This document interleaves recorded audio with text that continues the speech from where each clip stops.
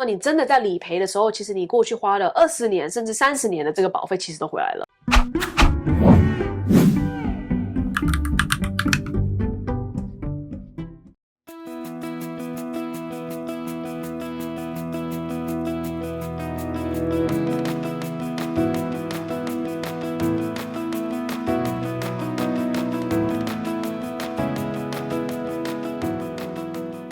在上一集的节目当中呢，我们跟大家讲到有关房屋保险的还蛮多细节。那今天我们想要再了解一下，就是身为一个个人啊，我们除了买房屋保险，还有什么保险是我们也应该要去注意到的呢？那我们想要请到就是上一次 Phoenix 提到好像有 producer 这样子的一个broker， 想了解一下。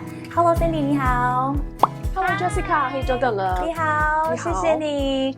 今天有很多东西想要请问你耶。没问题，您说。除了房屋保险，还有什么也是可以找你买的吗？我们像 producer 的话，它可以看是他们的这个执照的这个阶级。那我自己本身是 Level 2，所以我可以做到房屋保险到商业保险。一共有多少 level？ 它总共有3个 level。那 Level 1的话是做这个车子保险，对。Level 2是做房屋和这个商业保险。那到 Level 3的话，就是说你如果说是你要当个 manager， 我想要管理一个中介公司的一个 office， 那你可以去做 Level 3。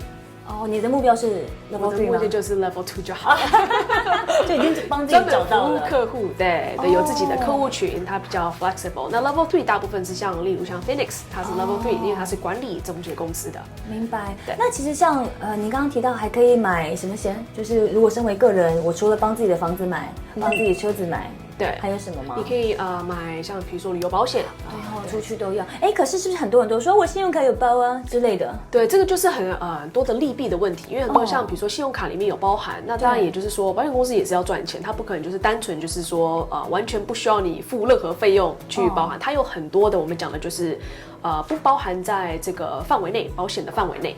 那像不包含在信用卡的保险范围内。对，它有可能很多有一些 class 它不包含它的范围内，或者是说它有一些限制，就是说你可能一定要刷卡都要用它的这个卡才能够保什么样的情况。那我是要把我的信用卡条约寄给你，然后让你帮我看吗？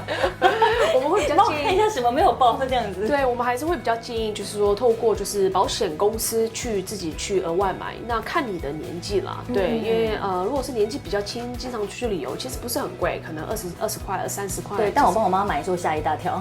是的，年纪比较大，那当然是，那就也因为这样，所以你知道是说，竟然会这么比较偏高的这个保费下，那怎么可能信用卡能够这样子去包含？因为它的理赔是比较困难的。是，好像连申请的过程都是困难的，对不对？是的，对。那其实如果是跟Sandy 你买保险的话，就是有什么事情就是直接联络你。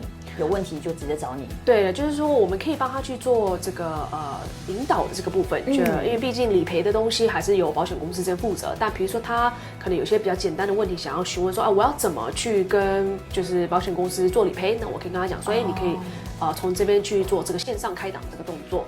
对。那包括比方说这么不同多间的保险公司，你也会跟我说哪一个适合我这样吗？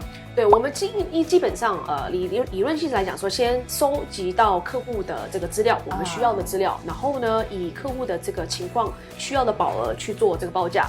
拿完报价之后呢，以相同的这个保险的内容，再去看它的这个报价的这个差别。那如果回来客人就说就太贵，真的太贵，怎么办呢？对，那当然就是说有些东西是可以做调整，像比如说保单它是有 deductible， 我们讲的就是保单的这个免赔额，它可以增加，比如说房屋保险的话，一般我们都是放1000块，那你可以增加到2500，可以。就是说你要用到这个保险，你要先付个2500这样子的那个费用。是的，就是如果你能够承担风险越高，那表示说你的保费可以降得越低。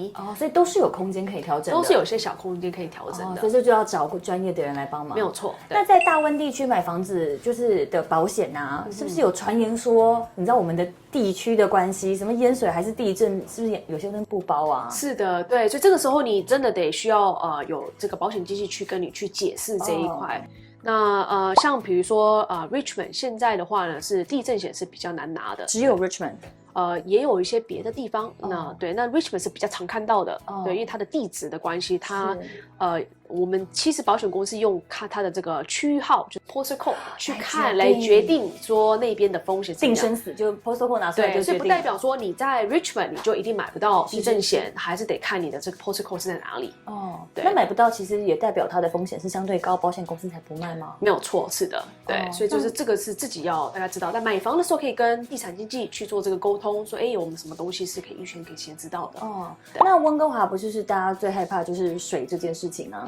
是的，所以 Richmond 它也有一个这个问题，就是说 overland water 有些地方其实是不包含，只是Richmond 这个城市，像有一些地区，它可能在别的城市它是比较靠近河流的，那它这个东西呢，就是说它这个 overland water 它可能河水倒流流进来，或者是大雨流进来，对，这些东西都是属于是 overland water 这个范围内。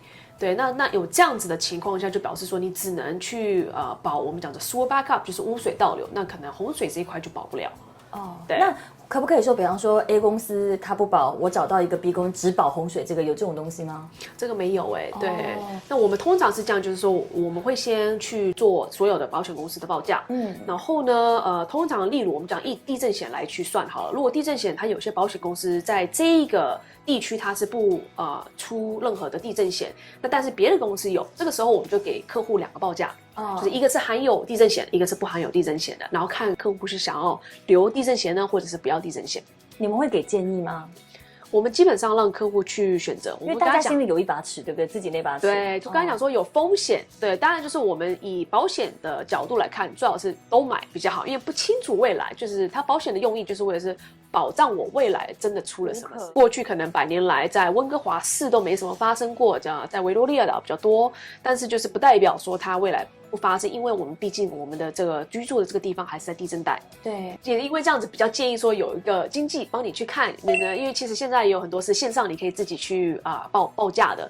那我们这边发现其实就是说很多，因为你自己线上看，像我们要读这么多的书，考这么多的证照，去学这么多的事情，才能够看得懂保单里面的内容。那殊不知，你看客户如果自己是线上去买，他很多东西不清楚。因为网络上一直跳广告 ，Home Insurance 多便宜多便宜 ，as low as 怎样怎样怎样，我的 YouTube 一直跳出那些广告。是的，经常碰到客户自己买，然后来我们这边说怎么会差这么多，很多东西都没包含。我不得不说，因为我的那个 YouTube 一直跳出来，然后我就想说，好啊，他就说那个 assessment 大概5分钟，我就用了一下，也没有便宜啊。那我到底为什么要在网络上自己在那边买，然后搞不清楚状况，那个保费最后是差不多的耶？对，其实是这样子，他没有说是偏便宜，他应该这样讲，他们这种线上的这种保险是属于偏方便。对，你可能就当下马上会有这个报价。那我们透过经纪的话，我们会给一个大概是24小时之内会做一个报价，因为毕竟我们还要拿所有的报价，还要帮你看，再去比较，之后整个看完所有的报价单之后，才会去回复说，我觉得这一个是比较好的，然后这个是为什么？请问 Sandy， 任何人走到你面前会跟你说，我需不需要保险？你就能告诉我需不需要保险吗？我们其实就是会问一下，就是说你是不是有自己买房子？那如果有买房子的话，那当然就是为你讲说你需要有一个屋主的这个房屋保险。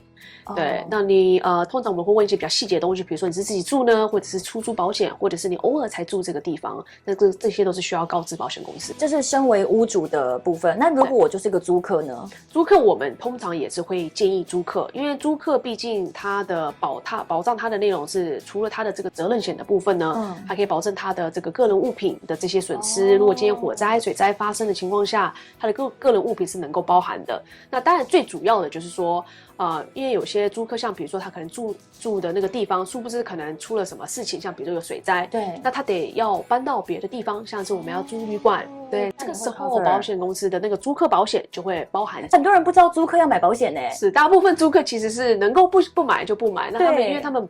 你就期待什么事都不会发生这样子。对，那殊不就是真的出了什么问题，你当下你得要马上搬，那你就是一笔开销。那我们都知道说温哥华其实蛮贵的，你要好好去找下一个能够租的地方。会硬要住朋友家，会毁坏友情之类的，是也有可能。所以就是应该也是要去买一个这种保险，这个叫什么呀？租客保险。我觉得也许不买的人是根本不知道有这个东西耶，也是有这个原因。对，也是有这个原因。那可能就是说，大部分人还是觉得说，保险这是一个花费。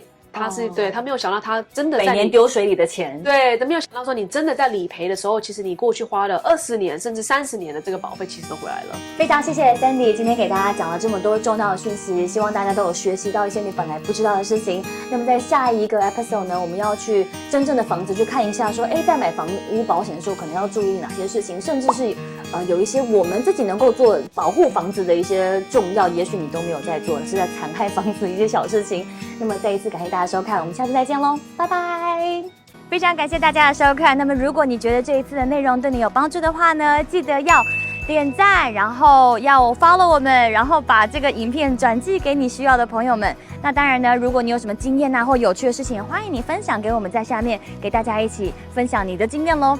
那么在这里要非常感谢我们所有的赞助商对我们的厚爱，也欢迎其他商家来联系我们，让我们一起制作出更多更有趣更好的视频吧。下次见，拜拜。